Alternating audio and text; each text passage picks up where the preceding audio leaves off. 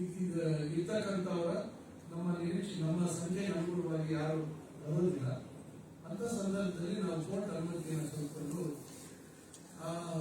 ನೆಟ್ಟು state PhD ಇದೆ ಅಂತವನ್ನ ನಾವು ಕೌನ್ಸಿಲಿಂಗ್ ಮುಖಾಂತರ ತೆಗೆದುಕೊಳ್ಳುವಂತ ಕೆಲಸವನ್ನು ನಾವು ಮಾಡಿದ್ದೀವಿ. ಈಗ ಒಟ್ಟು 10,335 ಜನ ಉಪನ್ಯಾಸಕರ ಅವಶ್ಯಕತೆ ನಮಗಿದ್ದು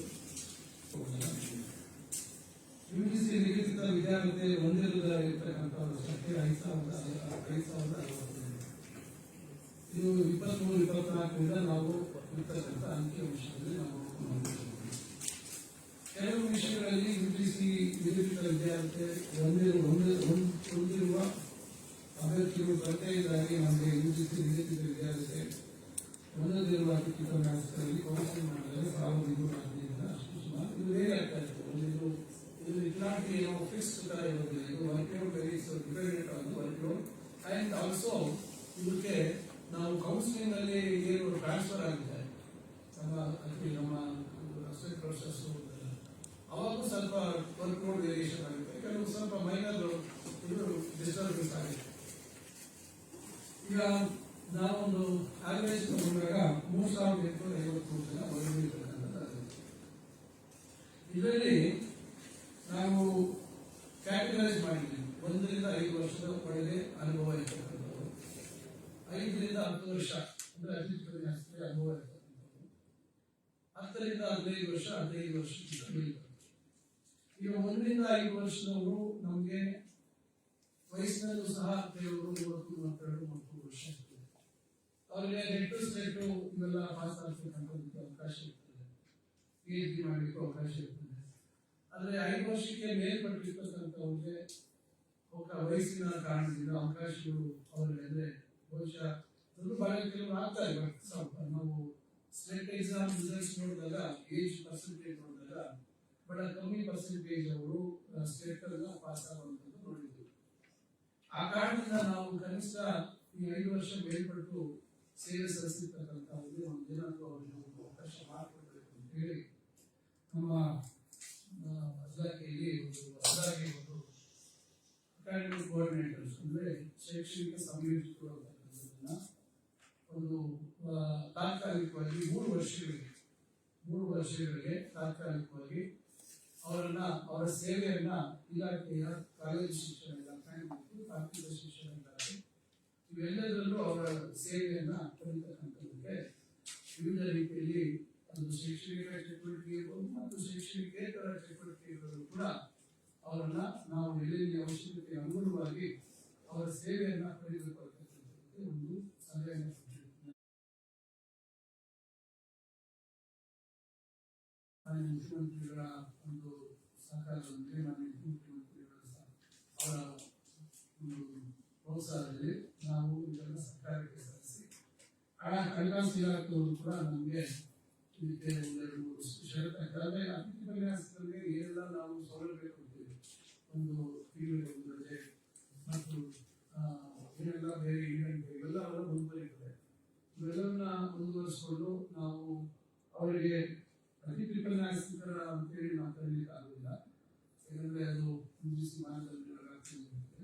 ಆದರೆ ಅಕಾಡೆಮಿಕ್ ಕೋಆರ್ಡಿನೇಟರ್ ಶೈಕ್ಷಣಿಕ ಸಂಯೋಜಕರು ಅಂತೇಳಿ ನಾವು ಇವತ್ತು 3 ವರ್ಷಗಳ ಕಾಲ ಮುಂದೆ ಅದು ಆ ಸಂದರ್ಭದಲ್ಲಿ ಯಾವ ರೀತಿ ನಾವು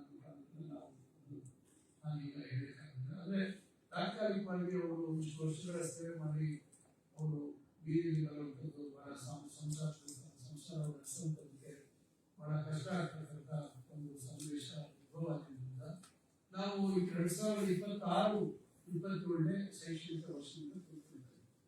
ಕಾರಣ ಯಾಕಂದ್ರೆ ನಮಗೆ ಕೌನ್ಸಿಲಿಂಗ್ ಮಾಡುವಂಥದ್ದಕ್ಕೆ ಕಡೆ ಒಂದು ಸೆಮಿಸ್ಟರ್ ಮೊನ್ನೆ ಹಿಂದಿನ ಸೆಮಿಸ್ಟರ್ಗೆ ಅನುಮತಿ ಸಿಗುತ್ತೆ.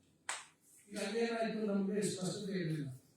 ಈಗಲೂ ಅಷ್ಟೇ, ಈಗ ನಾವು ಫ್ಯಾಕಲ್ಟಿ ಕೌನ್ಸಿಲಿಂಗ್ ಮುಗಿಸಿ ರೆಗ್ಯುಲರ್ ಟೀಚಿಂಗ್ ಫ್ಯಾಕಲ್ಟಿ ಕೌನ್ಸಿಲಿಂಗ್ ಮುಗಿಸಿದ್ರೆ ಗೆಸ್ಟ್ ಫ್ಯಾಕಲ್ಟಿ ಕೌನ್ಸಿಲಿಂಗ್ ಮುಗಿಸಿ ಆದ ನಂತರ ಇವರಿಗೆ ನಾವು ಮತ್ತೆ ಇವರಿಗೆ ಕೌನ್ಸಿಲಿಂಗ್ ಮುಖಾಂತರ ಅವ್ರಿಗೆ ಕೊಡ್ತೇವೆ. ಆದರೆ ಒಂದ್ಸತಿ ಈಗ ಕೊಟ್ಟ ಮೇಲೆ ಅವರು ಅದೇ ಸ್ಥಳದಲ್ಲಿ ಇರ್ತಾರೆ.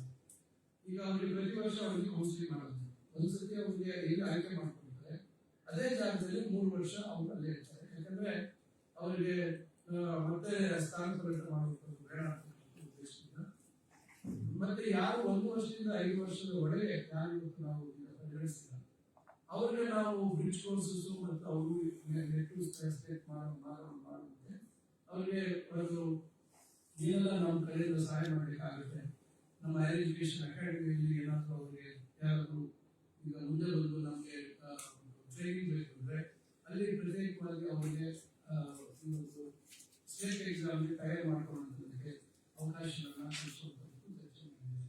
ಸೊ ಆ ರೀತಿ ಅವರಿಗೆ ಬ್ರಿಡ್ಜ್ ಕೋರ್ಸಸ್ ನಾವು ಮಾಡಬೇಕು ಕೂಡ ಮಾಡಿದ್ದೀವಿ. ಅಂದರೆ ಇದು ಕಾರ್ಯಕಾರಿ ಮಾನವೀಯತೆ ನೆಲೆಗಳ ಮೇಲೆ ನಾವು ಯೋಚನೆ ಮಾಡಬೇಕಾಗುತ್ತದೆ.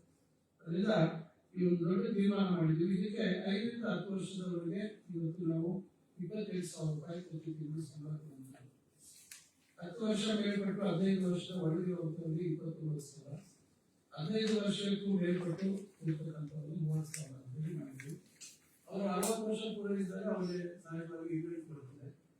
ಈಗ ಯಾರು ಅಕಸ್ಮಾತ್ ನಮ್ಗೆ ಬೇಡ ಈಗ 50 ರಿಂದ 59 ವರ್ಷದವರು ಕೆಲವಿದ್ದಾರೆ ಅವರಿಗೆ ನಾವು ಈಗಲೇ ಬೇಕಾದ್ರೆ ಅವರು ಬರ್ಕೊಟ್ರೆ ಅವರಿಗೆ ಇನ್ವೆಂಟ್ ಕೊಡುವಂಥದ್ದು. ಅದರಿಂದ ಇವತ್ತು ಸರ್ಕಾರದ ಮೇಲೆ ಪ್ರತಿ ವರ್ಷ ಅಂದಾಜು ಸ್ವಲ್ಪ ಬೇರೆ ಆಗುತ್ತೆ 95 ಕೋಟಿ ಸುಮಾರು 95 ಕೋಟಿಗಿಂತ ಹೆಚ್ಚು ಇವತ್ತು ಆರ್ಥಿಕ ಇಲಾಖೆಗೆ ಹೆಚ್ಚುವರಿಯಾಗಿ ಹೊರೆ ಆಗ್ತಕ್ಕಂಥದ್ದು. ಆದರೂ ನಾವು ಇದನ್ನು ಹೊರೆ ಅಂತ ಭಾವಿಸ್ತಿಲ್ಲ. ಇದೊಂದು ಮಾನವೀಯ ಒಂದು ತೀರ್ಮಾನ ಅಂತಕ್ಕಂಥದ್ದು. ನಾನು ಈ ಸಂದರ್ಭದಲ್ಲಿ ಮಾನ್ಯ ಮುಖ್ಯಮಂತ್ರಿಗಳಿಗೆ ನಾನು ಉಲ್ಲೇಖವಾಗಿ ನಾನು ಧನ್ಯವಾದಗಳು ತಿಳಿಸ್ತೇನೆ.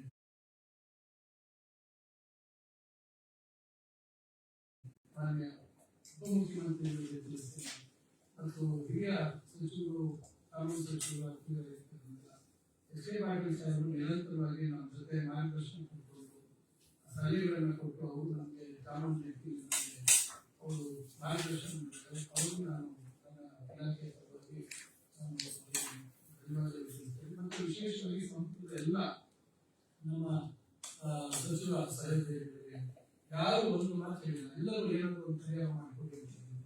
ಮತ್ತು ಶಾಸಕ ಸಂಖ್ಯೆಯಲ್ಲಿ ವಿಧಾನಸಭೆ ಮತ್ತು ವಿಧಾನ ಪರಿಷತ್ನ ಶಾಸಕರು ಎಲ್ಲರೂ ನಮಗೆ ಇದಕ್ಕೇನಾದರೂ ಪರಿಹಾರ ಮಾಡಿರ್ತಕ್ಕಂಥದ್ದನ್ನು ಹೇಳಿದ್ದಾರೆ. ಆ ಕಾರಣಕ್ಕಾಗಿ ಇವತ್ತು ನಮ್ಮ ಇಲಾಖೆ ಅಧಿಕಾರಿಗಳಿಗೂ ನಾನು ಈ ಸಂದರ್ಭದಲ್ಲಿ ನಾನು ವೈಯಕ್ತಿಕವಾಗಿ ಈ ರೀತಿ ಒಂದು ಮಾನವೀಯ ನೆಲೆಗಟ್ಟಿನ ಮೇಲೆ ಇವತ್ತು ತೀರ್ಮಾನ ಮಾಡುವುದಕ್ಕೆ ತಾವು ತಮ್ಮ ಎಲ್ಲ ಅನುಭವವನ್ನು ಬಳಸಿಕೊಂಡು ನಮಗೆ ಒಂದು ಅವಕಾಶ ಒಂದು ಸಲಹೆಯನ್ನು ಕೊಟ್ಟು ಈ ಥರ ಮಾಡುವುದು ಗೊತ್ತಿದೆ. ಖಂಡಿತ ಈ ಸಂದರ್ಭದಲ್ಲಿ ಎಲ್ಲರಿಗೂ ನಾನು ಧನ್ಯವಾದಗಳು ಇಲಾಖೆಯ ಎಲ್ಲ ಅಧಿಕಾರಿಗಳು ಎಲ್ಲರೂ ಈಗ ನೋಡಿ ಎಲ್ಲ ಸಾಮಾನ್ಯ 4 ಜನರಿಗೂ ಎಲ್ಲ ಮಹಿಳೆಯರು. ಅದರಿಂದ ಅವ್ರಿಗೆ ಮಾನವೀಯತೆಯಲ್ಲಿ ಹೆಚ್ಚು ಬಹಳ ಮುಂದೆ ತರಿಸ್ತಾರೆ. ಅದರಿಂದ ಅವರು ನಾನು ಕಲಿಸ್ತೇನೆ. ಆದರೆ ಒಂದು ನಾನು ಹೇಳ್ತಕ್ಕಂಥದ್ದು ಹಿಂದೇನೂ ನಾವು ಅತಿಥಿ ಉಪನ್ಯಾಸಕರಿಗೆ ಹೆಚ್ಚು ಸಂಬಳ ಮಾಡುವಂಥ ವಿಚಾರ ಇರ್ಬೋದು, ಹಿರಿಯರಿಗೆ ಬರುವಂಥ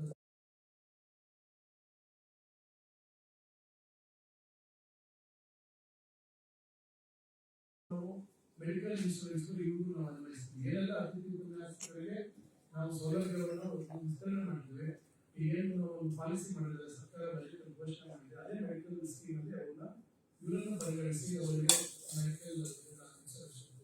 ಅದರಿಂದ ಒಟ್ಟಾರೆಯಾಗಿ ನಾವು ಇವರಿಗೆ ಎಲ್ಲಾ ರೀತಿ ನಾವು ಅವರ ರಕ್ಷಣೆಗೆ ನಿಂತಕ್ಕಂಥ ಒಂದು ತೀರ್ಮಾನವನ್ನ ಮುಂತಾಗಿದೆ. ಇವತ್ತು ಆದೇಶ ಅಧಿಕೃತವಾಗಿ ನಾವು ಬಹಳ ಹಿಂದೆ ಮಾಡಬೇಕಾಗಿತ್ತು. ಮಾನ್ಯ ಮುಖ್ಯಮಂತ್ರಿಗಳು ಬಜೆಟ್ ಉತ್ತರ ಕೊಡುವ ಸಂದರ್ಭದಲ್ಲಿ ಘೋಷಣೆ ಮಾಡಬೇಕಿತ್ತು. ಅದರ ನೀತಿ ಸಂಹಿತೆ ಜಾರಿ ಇತ್ತು. ನಾವು ಈಗ ಇದನ್ನು ಸುಮಾರು ಒಂದು ತಿಂಗಳಿಂದ ಮಾಡೋಣ ಅಂತಿದ್ರೆ ಆದರೆ ನಮಗೆ ಚೀಫ್ ಸೆಕ್ರೆಟರಿ ಕಮಿಟಿ ಮುಂದೆ ಹೋಗಿ ನಾವು ಅನುಮತಿಯನ್ನು ಸಲ್ಲಿಸುವುದೆಲ್ಲ ಆಗ್ತಾ ಇತ್ತು. ಈಗ ಅವರು ಮನೆ ಆಯ್ಕೆ ಮಾಡಬಹುದು ಮಾಡ್ತಾ ಇದ್ವಿ. ಇದು 2026 ಸಾಲಿನಿಂದ 3 ವರ್ಷಗಳಿಗೆ ಅವಧಿ ಇತ್ತು. ಇದನ್ನು ಸರಿಯಾಗಿ ನಾವು ಮಾಡಬೇಕು. ಇದು ಒಂದು ನನ್ನ ಪ್ರಕಾರ ನನ್ನ ಈ 3 ವರ್ಷಗಳಲ್ಲಿ 3 ವರ್ಷ ಪಡೆಯುತ್ತೇನೆ. ನಾನು ಒಂದು ಈ ಒಂದು ಉನ್ನತ ಶಿಕ್ಷಣ ಸಚಿವನಾಗಿ ಬಹಳ ಒಂದು ದೊಡ್ಡ ತೀರ್ಮಾನ, ಬಹಳಷ್ಟು ನಾವು ಬೇರೆ ಬೇರೆ ತೀರ್ಮಾನಗಳು ನಮ್ಮ ಇಲಾಖೆ ಮಾಡಿದ್ವಿ. ಆದರೆ ಇದು ಒಂದು ನಮ್ಮ ಹಿಂದೆ ಮಾನ್ಯ ಮುಖ್ಯಮಂತ್ರಿಗಳು ವಿರೋಧ ಪಕ್ಷದ ನಾಯಕರಾಗಿದ್ದ ಸಂದರ್ಭದಲ್ಲಿ ಇವರು ಪ್ರತಿಭಟನೆ ಮಾಡುವಂತ ಒಂದು ಕಾಲದಲ್ಲಿ ಮಾನ್ಯ ಸಿದ್ದರಾಮಯ್ಯ ಸಾಹೇಬರು ಇದನ್ನು ನಾನು ಕೆಲವನ್ನು ಮಾಡ್ತೀನಿ ಅದೇ ನಿಮಗೆ ನಾವು ಯಾರು ನಿಲ್ಲಿಸಿ ಮಾನದಂಡಗಳು ಕಟ್ಟುನಿಟ್ಟಾಗಿ ಪಾಲಿಸಬೇಕು ಅಂತಕ್ಕಂಥ ಅರ್ಥದಿಂದ ನಿರೀಕ್ಷೆ ಮಾಡಿದ್ದೀನಿ. ಒಂದು ಸಮಸ್ಯೆ ಪರಿಹಾರ ಮಾಡಿ ಮತ್ತೊಂದು ಸಮಸ್ಯೆ ನಮಗೆ ಕಾಡ್ತಾ ಇದೆ. ಅಂದ್ರೆ ಇವತ್ತು ಇದನ್ನೆಲ್ಲವನ್ನ ನಾವು ಬಹಳ ಸಮಾಧಾನವಾಗಿ ಸಂವೇದನೆಯಿಂದ ನಾವು ಇವರಿಗೆ ಅವರಿಗೆ ರಕ್ಷಣೆ ನಿಲ್ಲಬೇಕು ಅಂತಕ್ಕಂಥ ಒಂದು ತೀರ್ಮಾನ ನಾವು ಪದೇ ಪದೇ ಹೇಳಿದ ಸಿಹಿ ಸುದ್ದಿ ಕೊಡ್ತೀವಿ ಅಂತಕ್ಕಂಥದ್ದು. ಆದರೆ ಈ ಬೇರೆ ಬೇರೆ ಕಾರಣದಿಂದ ನಾವು ತಡ ಆಯಿತು. ಈ ವಿಚಾರದಲ್ಲಿ ಸಹಕರಿಸಿರ್ತಕ್ಕಂಥ ಎಲ್ಲರಿಗೂ ನಾನು ನನ್ನ ಹೃದಯಪೂರ್ವಕವಾದಂಥ ಧನ್ಯವಾದ ವ್ಯಕ್ತಿಸ್ತೇನೆ. ಈಗ ಅದರಿಂದ ಇವತ್ತು ಸಂಜೆ ಒಳಗೆ ಆದೇಶ ನಾವು ರೆಡಿ ಮಾಡಿಟ್ಟಿದ್ವಿ. ಅದನ್ನು ಬಿಡುಗಡೆ ಮಾಡಿಲ್ಲ. ಇವತ್ತು ಅದನ್ನ ಅಧಿಕೃತವಾಗಿ ಇವತ್ತು ಬಿಡುಗಡೆ ಮಾಡ್ತೀವಿ. ಈ 2026 ಶೈಕ್ಷಣಿಕ ಸಾಲಿನಿಂದ ಇವತ್ತು ಶೈಕ್ಷಣಿಕ ಸಮಾವೇಶಕ್ಕಾಗಿ ಇವನ್ನ ನಡೆಸಿದ್ದೀವಿ. ಅದರಿಂದ ನಾವು ಈಗ 3 ವರ್ಷಕ್ಕೆ ನಾವು ತಿಳ್ಕೊಂಡಿದ್ದೀವಿ. ಮುಂದೆ ನೋಡೋಣ. ಈಗ ಮುಂದೆ ಇವತ್ತು ಸರ್ಕಾರ ಮುಂದೆ ನಾವು ಬಂದ್ರೆ ನಾವು ಅದಕ್ಕೆ ತೀರ್ಮಾನ ಮಾಡ್ತೀವಿ. ಇನ್ನು ಏನಾಗುತ್ತೆ ನೋಡೋಣ. ಮುಂದೆ ಏನಾಗುತ್ತೆ ಅಂತಕ್ಕಂಥದ್ದು ಆಮೇಲೆ ನಾವು ಇವತ್ತು 3 ವರ್ಷದಲ್ಲಿ ನಾವು ಒಂದು ಅವಕಾಶ ಮಾಡ್ತೀವಿ. ನಮ್ಮ ಇಲಾಖೆಯಲ್ಲಿ ನಾವು ಏನು